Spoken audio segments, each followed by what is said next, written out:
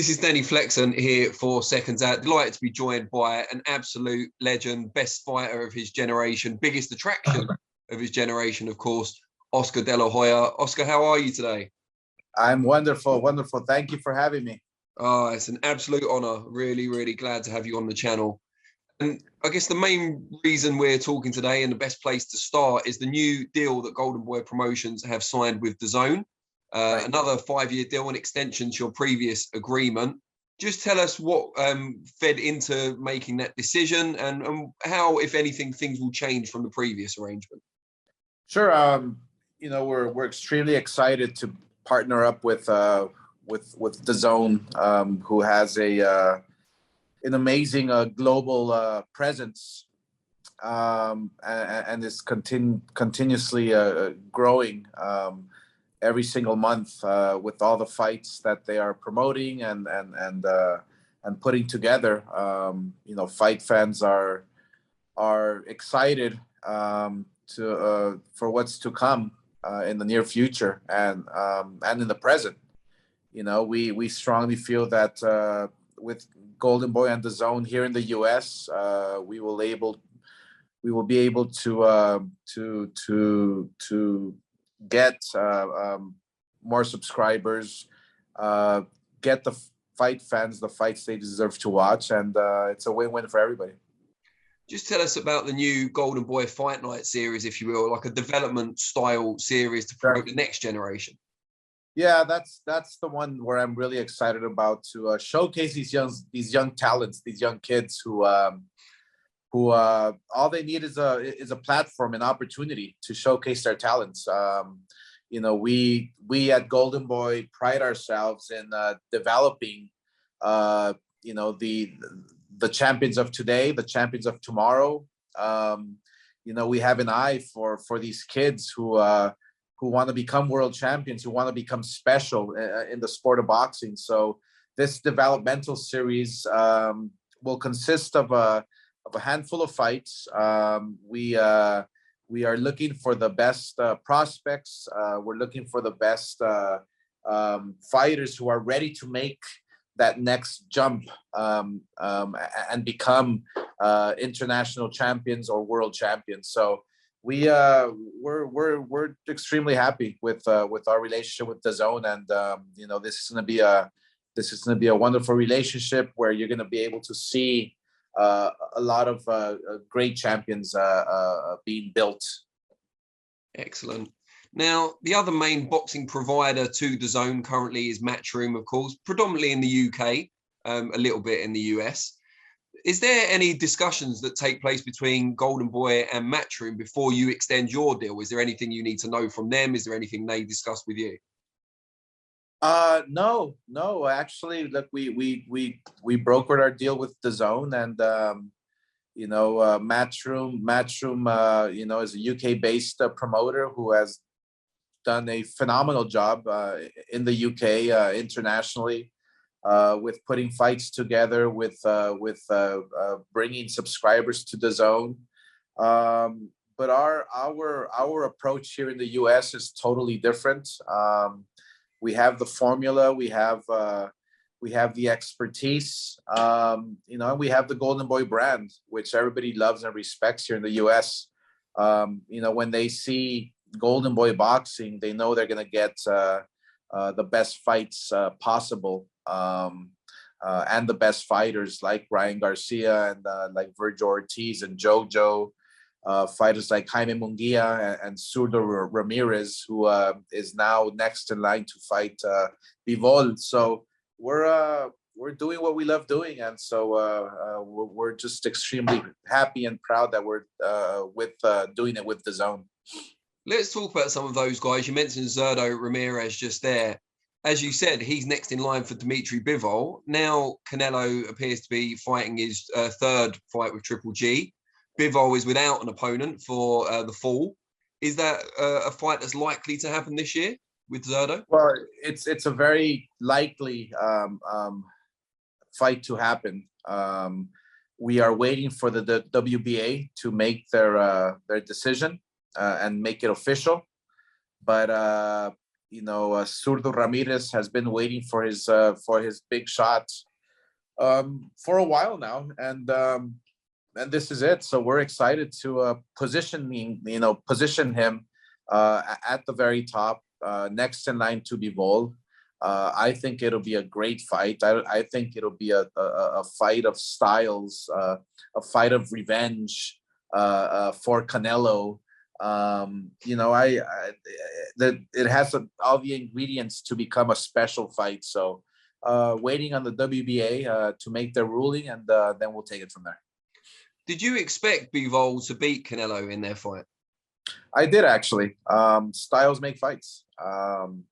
In boxing, a good little man never beats a good big man. It's just the rule of the game. There was too much firepower, too much leg movement, a lot of IQ from a lot of boxing IQ from Bivol, which confused Canelo, and especially when Canelo couldn't break his guard with his punches, then Canelo was just like a deflated balloon. So styles make fights, and this is what happens when if I was Canelo's promoter, I would have never put him in there with Bivol. Nobody knew Bivol. Who was Bivol? Obviously now he's a star who beat Canelo, but it was a lose-lose situation for Canelo. Could Bivol do for Zurdo what Canelo did for Bivol, in that he's been toiling away, built a really great record, but this could be the fight that makes him a superstar? Yeah, this is the fight that can make both guys that much bigger, and make a superstar. This fight here has the ingredients to become one of those fight of the year candidates. Both guys are punchers. Both guys are real light heavyweights. Their frame is big. They have good footwork. Zurdo Ramirez is a fighter who comes forward, throws punches, can knock you out, and same with Bivol. So I strongly feel this fight, when it does happen, it'll be a great fight, great matchup. Now, it was reported recently that Virgil Ortiz Jr has signed his half of the contract to face the European welterweight champion David Avanesian. Just waiting, I believe, to hear back from Avanesian's team, but I'm sure they'll jump at the chance. Is it going to be a WBC final eliminator has been mooted? Yeah, the winner fights Keith Thurman, and then Virgil Ortiz is right there to fight for all the titles, hopefully against Errol Spence. One thing about Virgil Ortiz is that he wants to fight everybody. He wants to fight the tough guys, and this fight here in August for him will be a strong test. We strongly feel that Virgil is knocking on everybody's door. It can be anybody. It can be Crawford. It can be Spence. It can be any top fighter. Mark my words, Virgil Ortiz is going to come after you. He's ready to fight whoever they put in front of him. I want to take him this route with the WBC, to fight Keith Thurman next, and then fight Errol Spence. So look, there's no hiding here with Golden Boy fighters. There's no running here. We're trying to make the best fights possible, because we know that's what the fans want to see.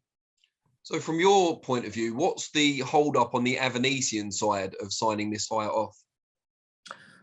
It's just a matter of crossing the T's and dotting the I's. I don't think it's a big deal. I think Avanesian wants to fight. He's obviously right there in line. Fighting a fighter like Virgil Ortiz on his resume would be huge for Avanesian. So it's just a matter of time. This fight will get announced soon. I'm extremely proud of putting it together, and one step closer for Virgil Ortiz. He's right there knocking on everybody's door, and he's knocking hard. He's going to come after everybody at 147. Mark my words. And you've got King Ryan Garcia, of course, who took some time away. He's now back and raring to go once again. What's the plan for him for the rest of this year? He has his date, July 16th, here in Los Angeles at the Staples Center. We were trying to make Isaac Cruz. We offered him a lot of money, more money than what Isaac Cruz had ever made. They turned it down. We still try to go the WBC route and have the WBC order it, which they did, and they still pulled out. So look, we can chase these guys as hard as we want. We can be as vocal as we want. If they don't want the fight, we can't force anything. But I'm hoping this fight with the Pitbull and with Ryan Garcia does take place in the near future. In the meantime, we have Ryan Garcia, July 16th. We're finalizing his opponent. The Tank Davis, he's busy fighting this weekend. Pitbull, who already has his date already scheduled. So we're looking carefully, and we'll announce an opponent shortly. Not too long ago, Canelo, who at the time had been sharing a gym with Ryan, had made some comments about concerns he had over Ryan's training and his work ethic. Is that anything you've noticed? Do you have any concerns over that? No, there's no concerns whatsoever. I mean, his last fight with Zurdo proved that he's a well-oiled machine. He can fight for 12 rounds. Zurdo was a guy who you had to chase down, and you had to be in great shape in order to beat Zurdo via unanimous decision. So I see Ryan Garcia having a great work ethic. He's always training. He's always in the gym. I think Ryan Garcia winning July 16th is one or two fights away from becoming world champion. So to be world champion, you have to be dedicated and train every single day and train hard. And that's exactly what Ryan Garcia does every single day. How much of yourself do you see in Ryan Garcia, particularly in terms of his appeal? The appeal is amazing. Social media has brought the world that much closer. So, it's a matter of time for Ryan Garcia. Once I can see Ryan Garcia winning one world title, and from there just winning multiple divisions, multiple world titles. He needs that very first one in order to jumpstart that train. We want to move him fast, and we want to move him quick to those world titles. So it's a matter of time.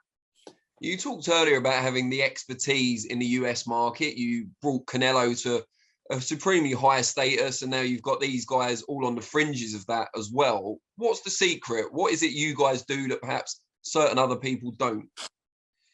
Yeah, well, look, I mean, what people have to remember is, yes, we did jumpstart Deontay Wilder's career. Ooh. We promoted him to 40-0. We jumpstarted Spence's career. We jumpstarted Gary Russell's career. Luis Ortiz. You name them. All the best fighters out there today, like the Canelo Alvarez's. There's a formula.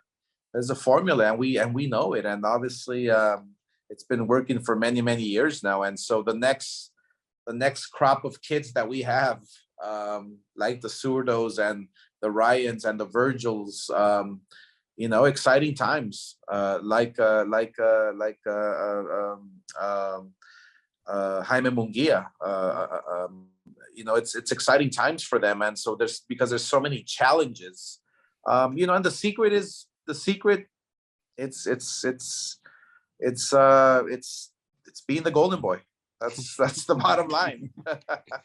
Talking of the golden boy, before we wrap up, you were contemplating a comeback of sorts not that long ago. Eventually decided against it. What was the factor that played into your decision not to do it in the end? I actually was 1 week away, and I got COVID. That was the bottom line. I got COVID, and it hit me hard.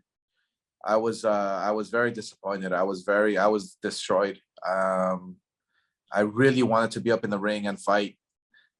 Boxing is my comfort zone. Being inside the ring is everything I know. And so it was a big blow to me because I was in great shape, mentally, physically.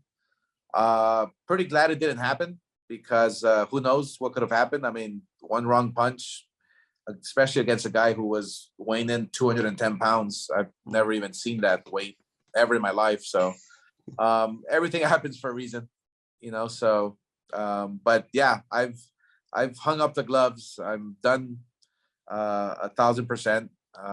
You know, I'm very busy and ecstatic and happy doing what I do now. And so, you know, for us, there's always room for growth, and there's always you know, that saying, you know, sky's the limit here. So we're just you know, chipping away every single day. And last one before I let you go. You had a legendary career as a boxer, of course. What one fight do people ask you about the most when you meet people on the street? I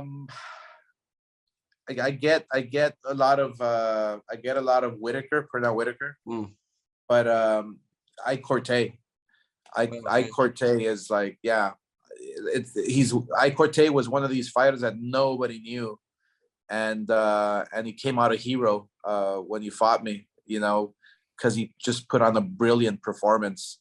It was one of those fights that was like a Rocky movie, you know, all the way till the 12th round. So it was a special fight. Yeah, I get reminded a lot of him. Brilliant. Well, really, really appreciate your time. Hope things continue to go from strength to strength. And let's do this again soon. All right, my man. Thank you.